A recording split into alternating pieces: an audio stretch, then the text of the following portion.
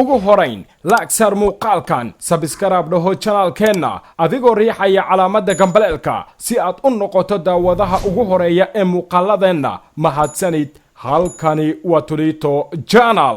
dunida kubadda cagta maalmahan waxay u shidan tahay horyaalka Bundesliga dalka Jarmalka oo ku dhiiraday go'aan lama filaan ahaa waxaana dib ay u soo nooleeyeen qulubta bulshada ku nool caalamkan uu la dagay aabuqa coronavirus.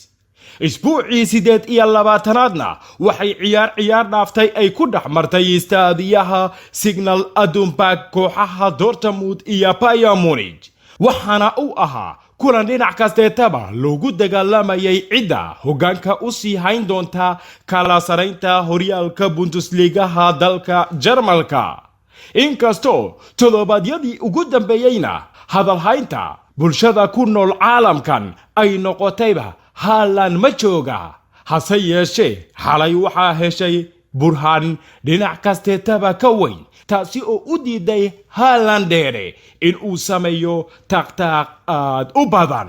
qaabka ay ku bilaabatay ciyaarta waxa ay noqonaysay Dortmund oo weerar ah iyo Munich oo difaac ah hase yeeshee daqiiqada yar kadib wax waliba way isbedeleen oo gacan ku haynta ciyaarta waxa la wareegtay Bayern Munich. waliba goolka guusha siiyay Munich oo marti ku ahayd Signal Iduna Park wax uu ahaa mid yimid daqiiqadii 43aad ee ciyaarta waxaana uu ka yimid Kimmich oo dhaliyayba Banoni loo gamay si aqliyad badan ay ku salaysan tahay waxaana ay noqonaysay darba dhinac kasteetaba kala weecisay goolhaya Puki oo ku sigtay in uu ka jabo araxda waana uu awoodi waayay si waliba uu ugu daba xariiftamay Banonigaasi in banaanka uu u saaro.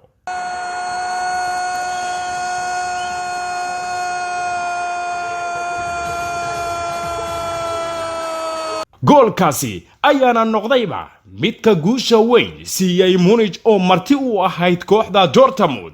qaladka kaliya uu galayna tababaraha kooxda Dortmund waxa uu ahaa in min bilowgiiba kursiga kaydka uu ku iloobay Jadon Sancho oo ahaa farsamo yaqaan dhinac kasteetaba laga jeclaa Dortmund waana lagu iqaabay qaladkiisa. sidaasi oo ay tahayna waxaaba halkaas ku soo gabagabootay rajo kasta oo taageerayaashii joogay Signal Iduna Park ay kala hayeen soo qabashada Munich iyo in ay u dagaalamaan horyaalnimada Bundesliga dalka Jarmalka oo wali waxa ay dhowrayaan rajo uun.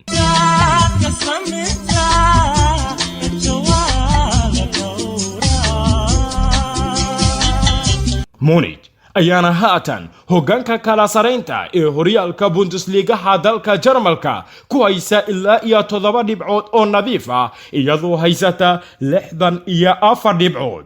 waxaase ku soo xigta oo booska labaad fadhiid ku noqotay Dortmund oo haysata 57 dhibcood.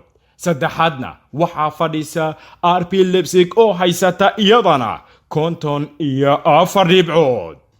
intaasi ayaan ku soo gabagabaynaynaa faaqidaadii yarayd uu idila socodsiinayay anigoo ah Maxamed Cabdirasaaq Tolman. halkani waa Tulito Channel.